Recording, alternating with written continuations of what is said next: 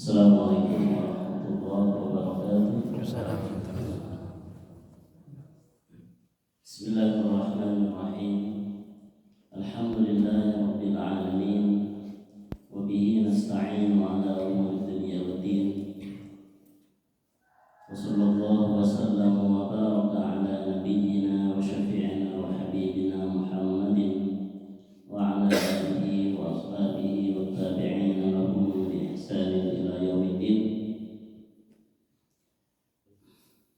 Rabbi shrah li sadri wa yassir li amri wahlul 'uqdatam min lisani yafqahu qawli.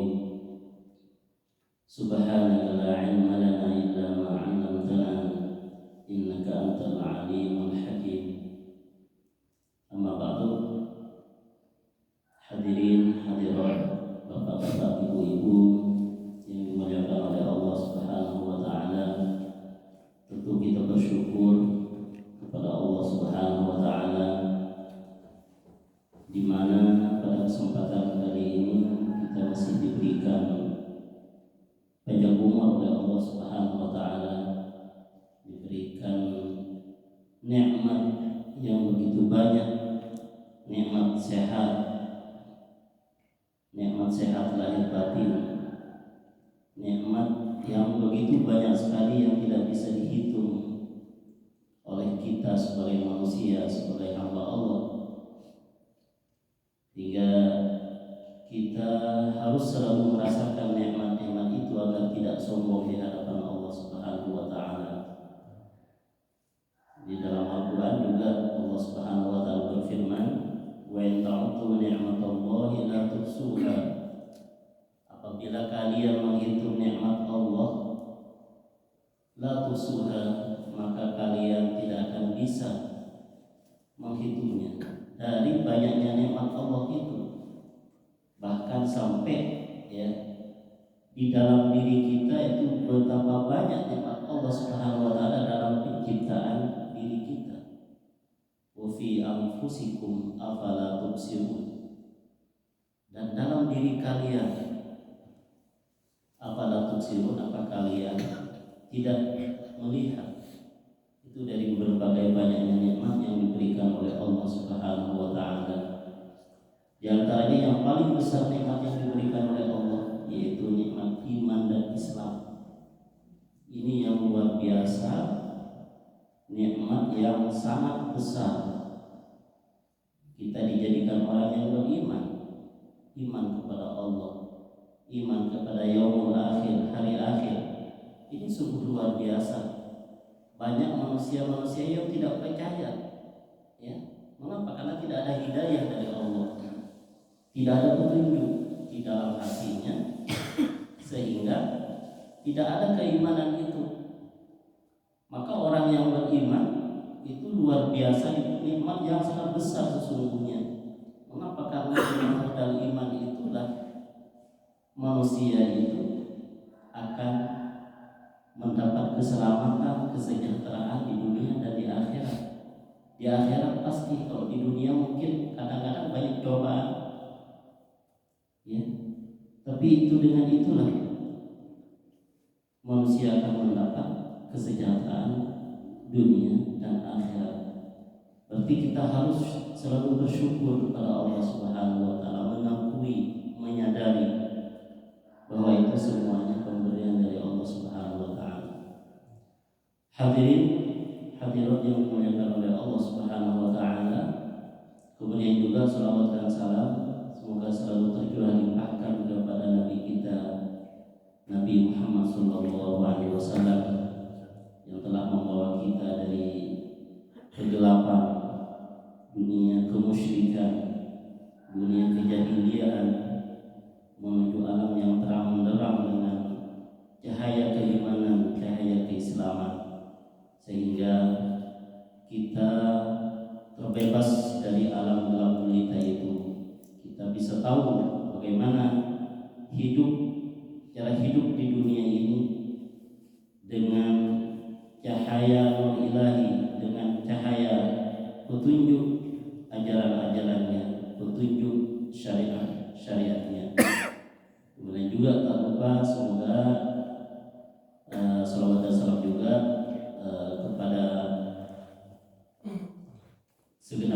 keluarganya, para sahabatnya, dan para tabi'in dan para tabi'in tabi'in, juga kepada orang-orang yang mengikutinya, termasuk kita. Hadirin yang dimuliakan oleh Allah Subhanahu wa taala, hari ini mungkin saya juga masih melanjutkan tema yang sebelumnya, yaitu berkaitan dengan hadis-hadis yang berkaitan dengan sholat Jumat. Berkaitan dengan sholat Jumat yang sebelumnya itu ada berkaitan dengan ngobrol ketika khatib membaca khutbah. Mana kata Rasulullah SAW, orang yang ngobrol itu tidak mendapat apa-apa. Jadi menyia-nyiakan pahala sholat Jumat, pahala Jumatnya yang akan diberikan oleh Allah yang begitu luar biasa. Tapi saking pentingnya khutbah, maka orang itu dilarang untuk ngobrol, dilarang untuk berbicara ketika khutbah disampaikan oleh khatib.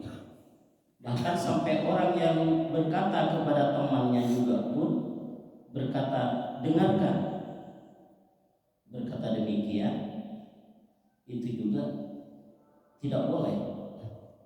Walladzi yaqulu lahu ansit laisat lahu jum'ah. Barang siapa yang berkata kepada temannya, ansit, dengarkan, laisat lahu jum'ah, maka ia tidak mendapat pahala Jumat. Kata ulama, tidak mendapat keutamaan Jumat. Dan hadis pada hari ini akan saya sampaikan itu berkaitan dengan sholat sunnah qobliyah Jumat. Bagaimana sholat sunnah qobliyah Jumat? Dalam prakteknya biasanya umat Islam ini ada dua pendapat, ya, sebelum sholat Jumat. Pendapat yang pertama, ada yang mengatakan sholat qobliyah Jumat itu tidak ada. Jadi apabila mau sholat, jangan niat sholat qobliyah Jumat. Mengapa? Karena tidak ada sholat qobliyah Jumat. Itu pendapat yang pertama. Kemudian pendapat yang kedua, ada sholat qobliyah Jumat, itu ada. Jadi qobliyah Jumat itu ada sholatnya, itu pendapat yang kedua. Sehingga umat Islam, ya, di berbagai masjid termasuk di Indonesia ini juga ada dua yang itu, ada dua bagian. Ada yang sholat qobliyah Jumat, ada yang tidak sholat qobliyah Jumat. Bagaimana? Nah, di sini hadisnya, ada hadis yang ditulis dalam kitab Bulughul Maram ini, yaitu dari Jabir radhiyallahu anhu qala. Dari Jabir radhiyallahu anhu qala.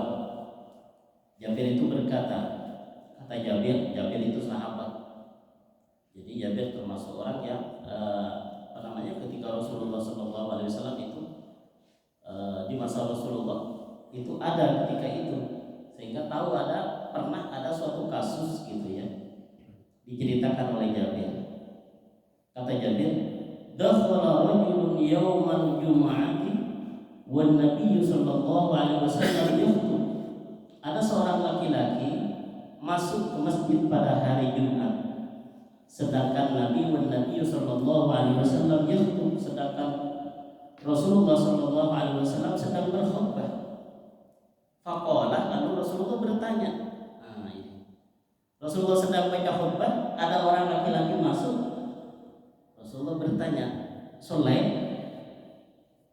Ada riwayat lain yang mengatakan as-sholaita, yakni as-sholaita. Sholaita ditanya oleh Rasulullah, padahal Rasulullah sedang baca khutbah. Sholaita, kamu sedang sholat? Kamu sudah sholat? Ada laki-laki, katanya dalam itu disebutkan nama laki-lakinya itu Sulaim, ya. Sulaim nama laki-lakinya.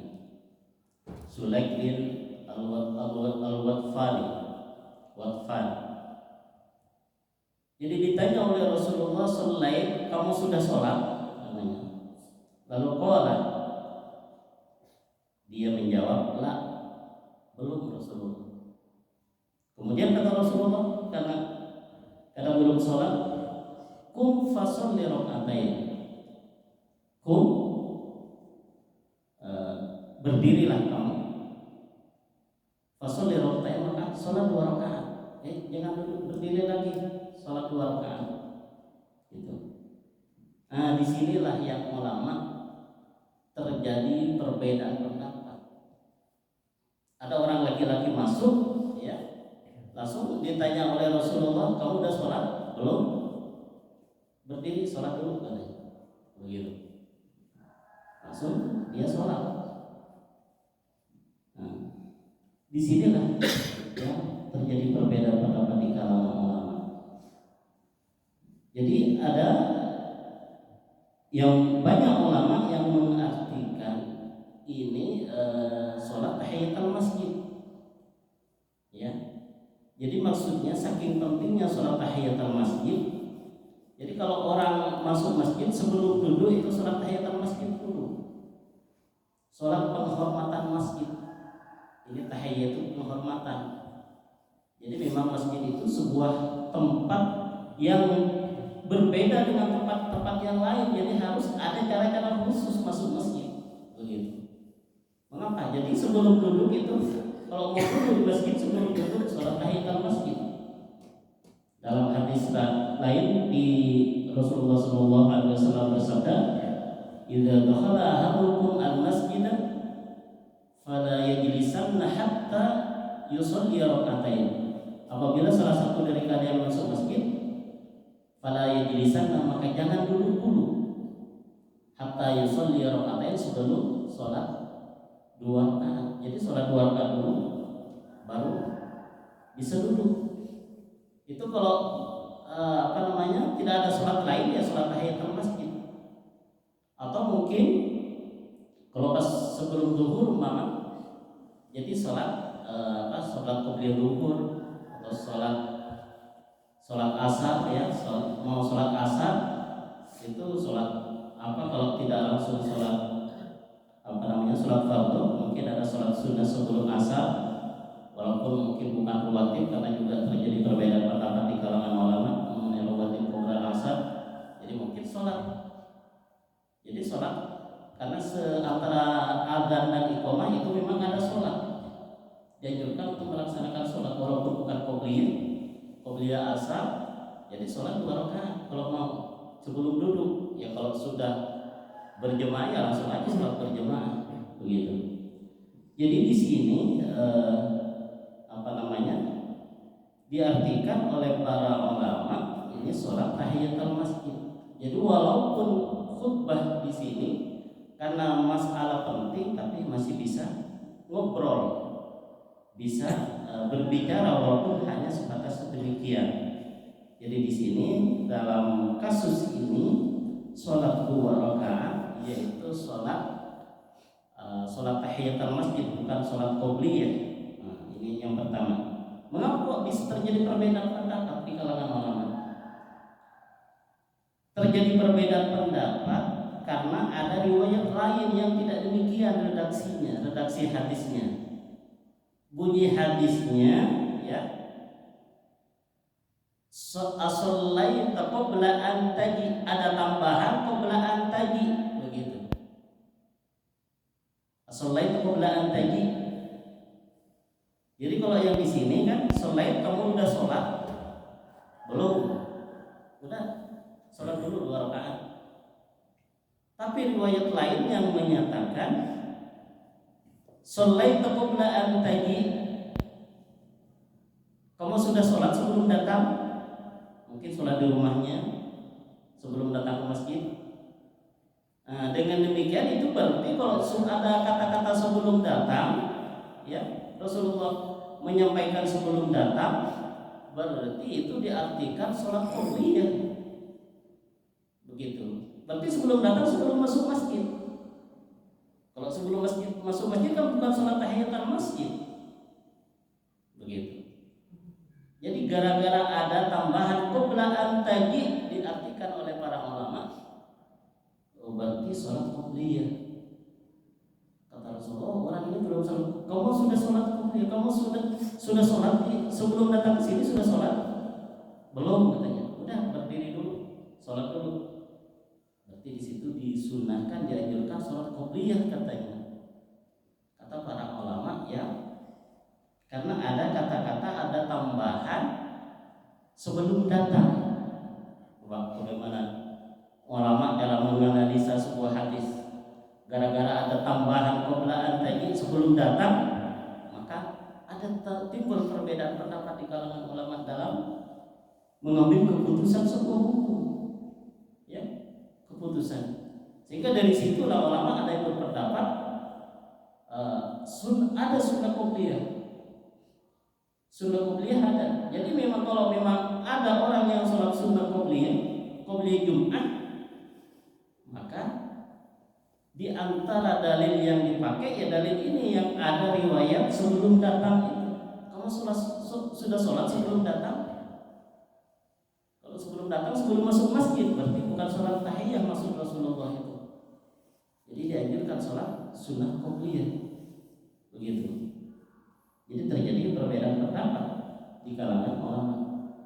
Jadi kalau yang pendapat pertama, ya, memang tidak ada sholat qobliyah karena riwayatnya bukan qoblaan taji, tidak ada kata-kata sebelum datang. Begitu. Jadi memang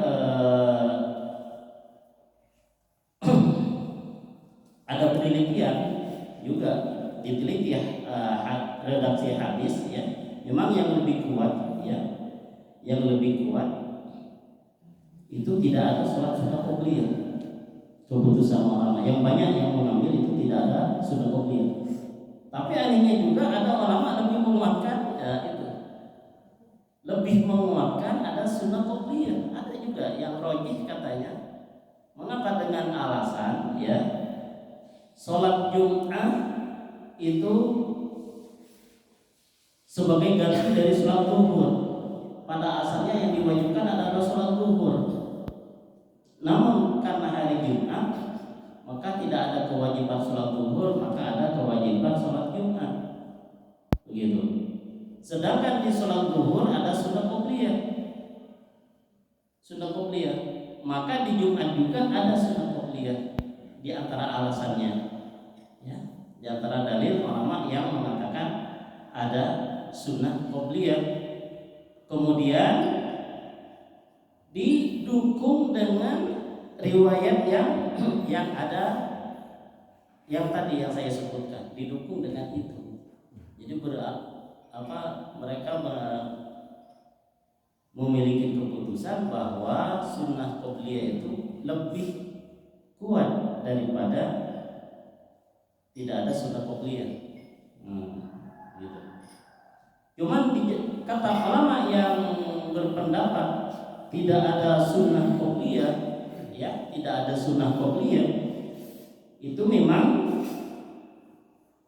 tambahan, ya, tambahan tambahan sebelum datang qoblaan tadi. As-sholaitu qoblaan tadi, kamu sudah sholat sebelum kamu datang. Itu kata-kata sebelum datang itu dinilai redaksi yang syadz. Dalam ilmu hadis itu dikatakan aneh katanya. Karena yang banyak riwayat-riwayat itu yang menyatakan itu tidak ada yang menambahkan qoblaan tadi sebelum kamu datang. Itu yang banyaknya perawi-perawi atau pembawa hadis ini itu rata-rata tidak membawa, ya, tidak ada kata-kata qoblaan tadi, begitu. Jadi ulama tetap menguatkan tidak ada qobliyah. Itulah sebab perbedaan pendapat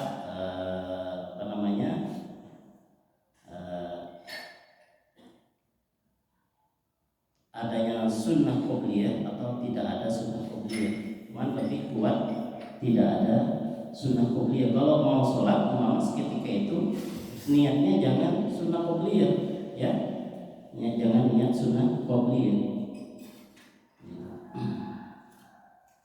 Hadis berikutnya.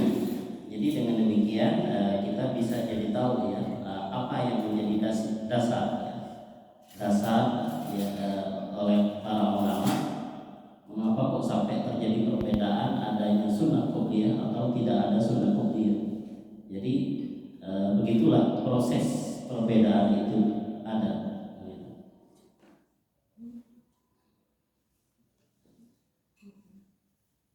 Hadis berikutnya yaitu mengenai surat yang dibaca ketika sholat Jumat. Ini biasanya imam setelah baca surat Fatihah itu, kalau Rasulullah SAW itu membaca surat Al-Jum'ah, kemudian rakaat yang kedua wal munafiqin dan al-munafiqin, surat al-munafiqin.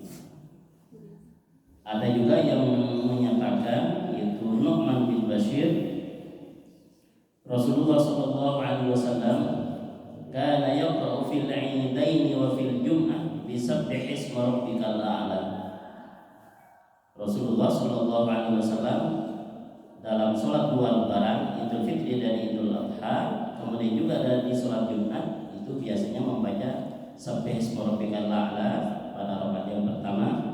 Kemudian pada rakaat yang kedua wa hal ataka haditsul wasyiyah, ini surat al-wasyiyah pada rakaat yang kedua. Ini mengenai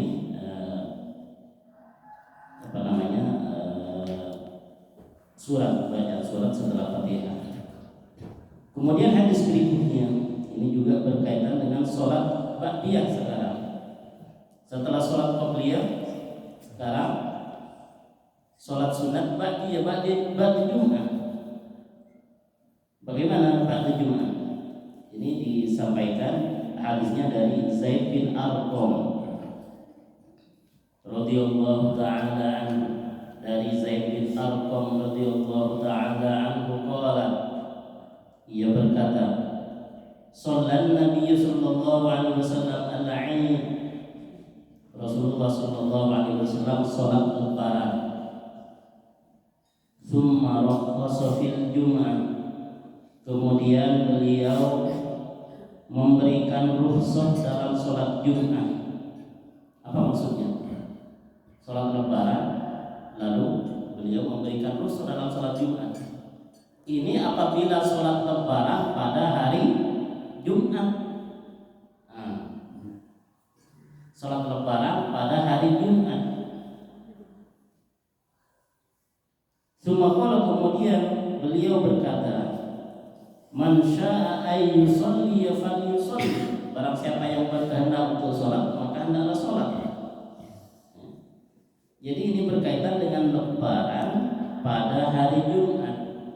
Dalam hadis ini disebutkan apabila lebaran itu pada hari Jumat, maka beliau itu memberikan rukhsah, keringanan rukhsah itu dalam sholat Jumat. Maksudnya dibolehkan tidak sholat Jumat, itu maksudnya. Jadi kalau sudah sholat lebaran, Jumatnya diboleh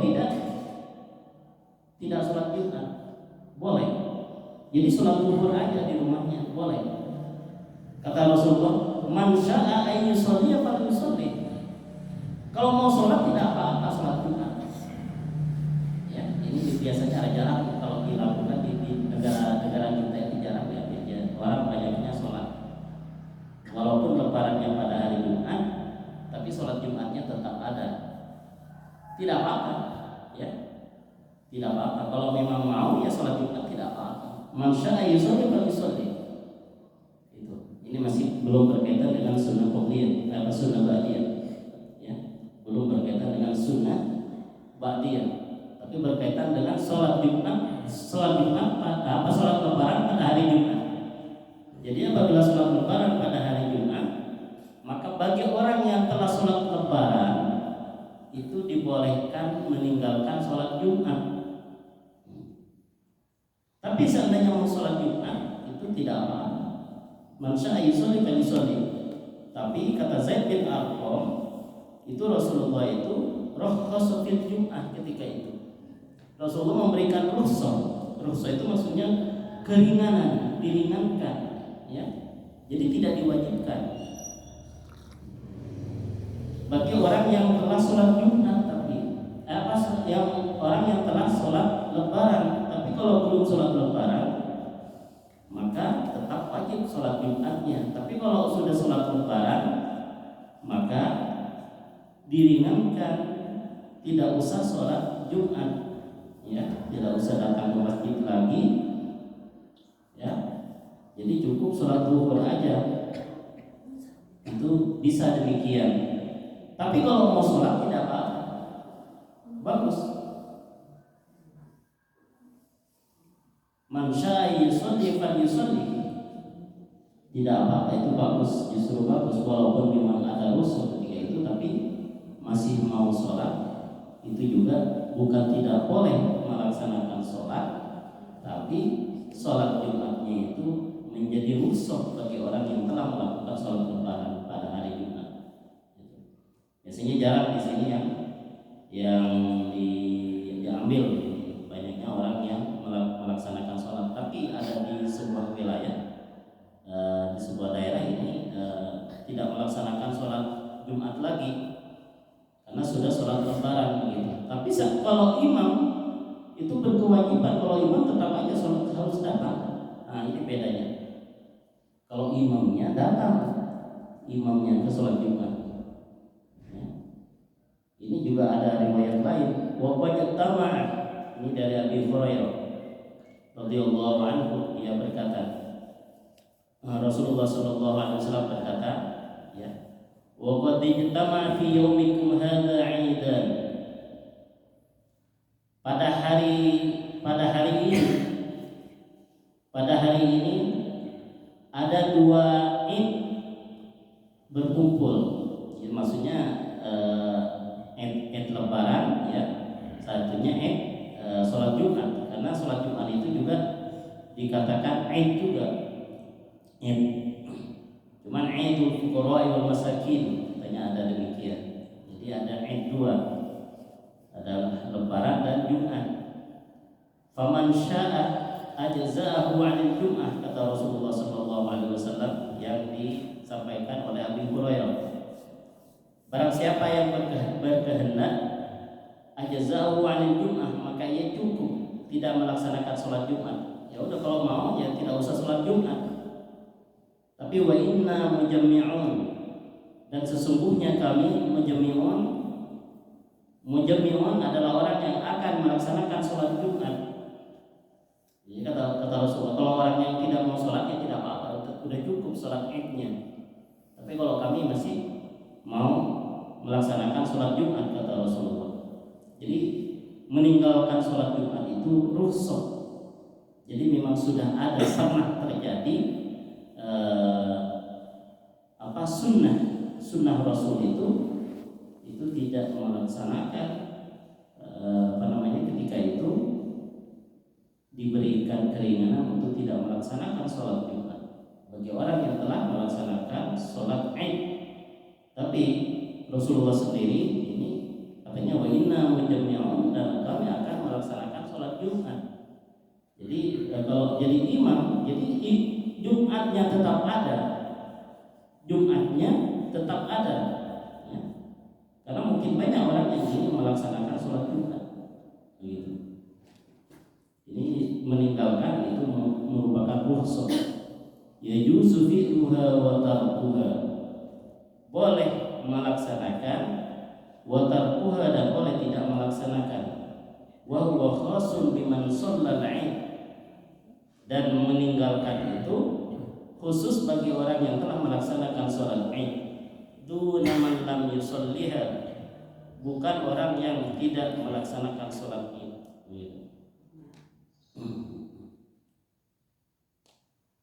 Tapi dalam mazhab Syafi'i ini disebutkan, dalam mazhab Syafi'i, berarti yang tadi banyak yang tidak diambil oleh mazhab-mazhab lain. Tapi wa dhahab Syafi'i, dari Imam Syafi'i berpendapat wa jama'atun dan sekelompok ulama lain juga ila annaha la taswiru rukhsah, bahwa Jumat itu tidak menjadi rukhsah, mustadillin bi anna dalil wujubiha 'amun li jami'il ayyam, karena dalil wajibnya sholat Jumat itu umum untuk segala hari apapun itu wajib melaksanakan sholat Jumat. Jadi kewajiban itu tidak bisa dikalahkan dengan dalil hadis menurut pendapat Imam Syafi'i, begitu. Menurut pendapat Imam Syafi'i. Jadi apabila mazhab Imam Syafi'i yang dipakai dalam ketika itu ya tetap melaksanakan sholat Jumat. Jadi tetap aja tidak rukhsah, masih dalam mazhab Syafi'i itu masih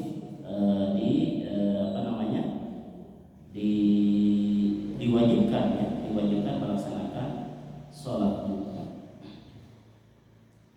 Baiklah, hadis berikutnya, satu lagi hadis mungkin saya bacakan, yaitu an Abi Hurairah radhiyallahu anhu qala, dari Abi Hurairah radhiyallahu anhu qala qala Rasulullah sallallahu alaihi wasallam, Rasulullah sallallahu alaihi wasallam bersabda, idza shalla ahadukum al-jum'ah falyusalli ba'daha arba'an, apabila salah satu dari kalian telah melaksanakan sholat Jumat, falyusalli ba'daha arba'an, maka hendaklah sholat setelah Jumat sebanyak 4 rakaat.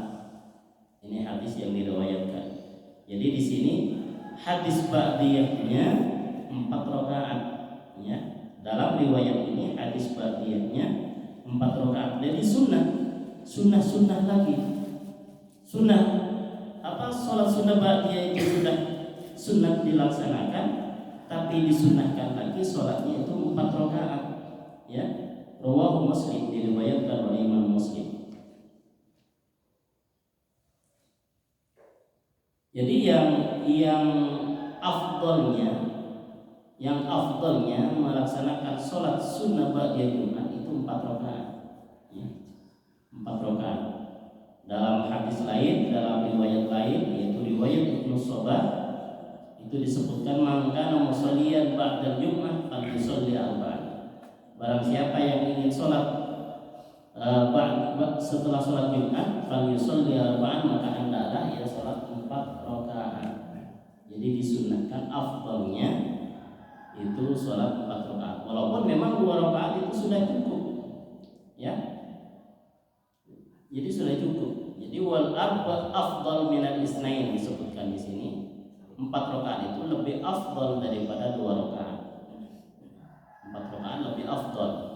Karena Rasulullah sallallahu alaihi wasallam itu selain ini juga memerintahkan, itu banyak dilakukan oleh Rasulullah sallallahu alaihi wasallam melaksanakan sholat Jumat 4 rakaat, ya.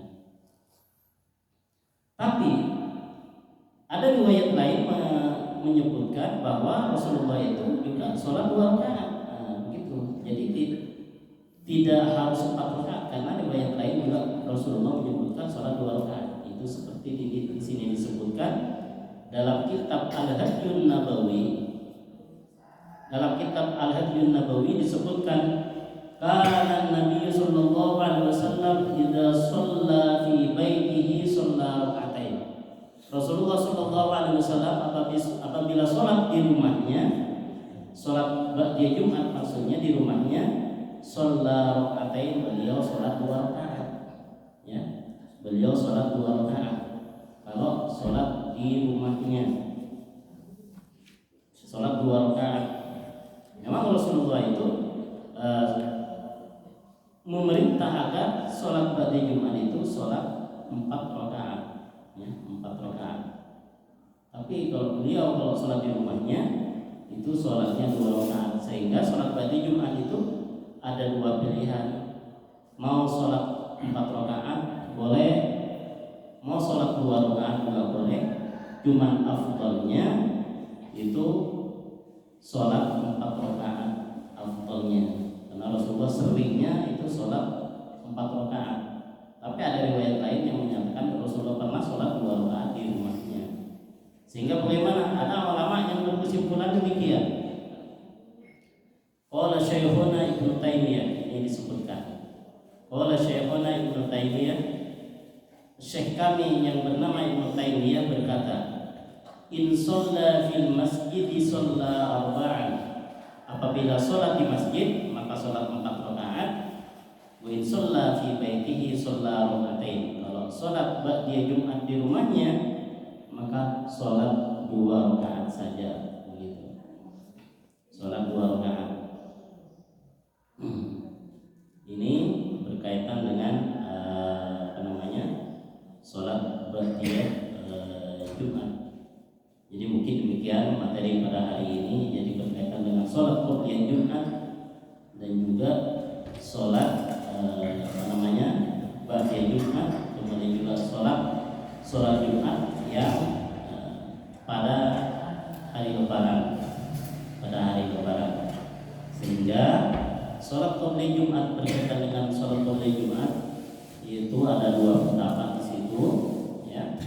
Ada sholat qobliyah Jumat, ada ulama yang berkata itu tidak ada sholat qobliyah Jumat. Kalau tidak ada berarti tidak boleh sholat. Enggak, bukan begitu. Sholatnya itu bukan sholat qobliyah niatnya. Kalau sholatnya bahkan juga ada hadis lain yang menganjurkan itu sholatnya perbanyak melaksanakan sholat ketika masuk masjid. Ya kalau memang mau perbanyak aja berapa, nggak ada batasannya. Jadi sholat apa? Sholat mutlak namanya, sholat yang tidak ada namanya, sholat sunat mutlak. Ini juga ada hadisnya. Setelah ini mungkin akan saya bacakan pertemuan berikutnya. Jadi berapapun, mau 2 rakaat, mau 4 rakaat, mau 6 rakaat, terus sampai khotib itu naik ke mimbar, itu memang ada kalau mau. Atau mungkin sholat 2 rakaat, kemudian itu berzikir, baca apa, istighfar, baca sholawat, baca Al-Quran, terserah. Cuman sholat sunnah itu sholat sunnah sampai 4 rakaat, balik 2 rakaat sampai banyak, itu tidak apa-apa juga pada hari Jumat. Cuman nanti tidak ada qobliyahnya. Jadi pas itu tidak niat qobliyah, nggak usah niat qobliyah. Tapi menurut sebagian ulama ada yang mengatakan ada qobliyah. Kemudian kalau ba'diyahnya itu ada yang sholat 4 rakaat, yang afdalnya melaksanakan sholat ba'diyah itu 4 rakaat, cuma boleh 2 rakaat. Atau mungkin kalau sholat di masjid itu 2 rakaat. Kemudian kalau sholat di rumahnya melaksanakan sunnah ba'diyah itu 2 rakaat.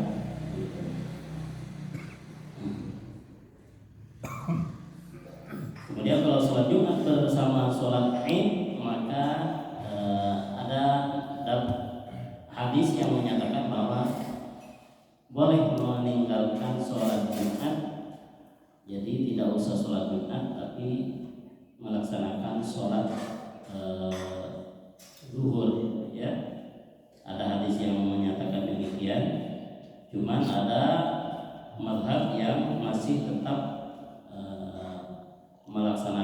mewajibkan sholat Jumat, karena meninggalkan sholat Jumat itu hanya bagian dari rukhsah, keringanan, ya. Jadi masih tetap banyak melaksanakan sholat Jumat, karena sholat Jumat juga tidak apa-apa walaupun memang sudah melaksanakan sholat Id. Baik, demikian kurang lebihnya, mohon maaf. Mungkin semoga ini menjadi tambahan wawasan kita sehingga kita beramal dalam melaksanakan, mendekatkan diri kepada Allah, melaksanakan ibadah. Kita lebih tahu yang hukumnya, sehingga kita tidak ragu-ragu karena sudah banyak tahu cara-caranya ketika kita melaksanakan sholat Jumat sebagai sholat yang paling utama dalam Islam, ya. Di antara sholat-sholat yang lain yaitu sholat Jumat sangat utama, sehingga pada sholat Jumat itu kita lebih tahu harus bagaimana sesuai tuntunan Rasulullah SAW. Baik, demikian. wa sallam.